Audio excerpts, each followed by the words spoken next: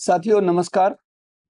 आज मैं आपसे चर्चा करूंगा एक कानून की शब्दावली गरुड़ नॉर्म। ये केल्सन की प्योर थ्योरी से निकला हुआ कंसेप्ट है। अब आप छोड़िए थ्योरी की बात, हम सीधे बात करते हैं गरुड़ नॉर्म क्या है।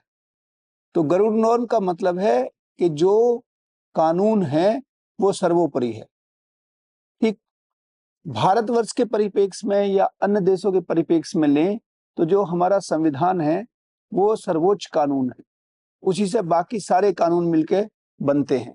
अगर कोई ऐसा कानून है जो हमारे संविधान के विपरीत है या उसे कॉन्ट्राडिक्ट करता है तो ऐसे कानून को हमारे जो उच्च न्यायालय हैं, जिनमें सुप्रीम कोर्ट और हाई कोर्ट्स हैं, वो उनको नल एंड वॉइड यानी कि विधि विरुद्ध घोषित कर देंगे।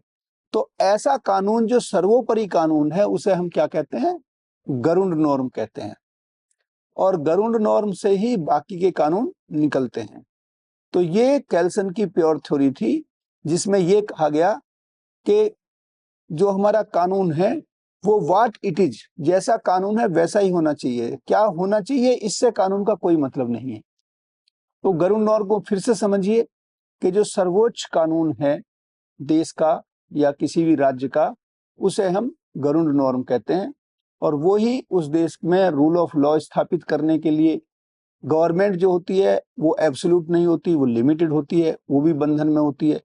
मान लिया कोई भी पद है, चाहे वो राजा हो, मान लिया ओलार्गी में, या कोई भी और पद है, प्रेसिडेंट हो सकते हैं जैसे अमेरिका के प्रेसिडेंट हैं, या प्राइम मिनिस्टर हो सकते हैं।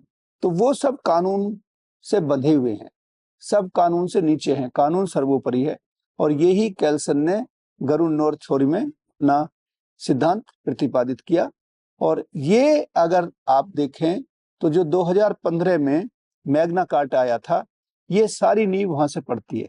और उसके बाद ये धीरे धीरे चीजें, कॉन्स्टिट्यूशनलिज्म, केल्सन की प्योर थ्योरी, ये सब उसके डेरिवेटिव हैं।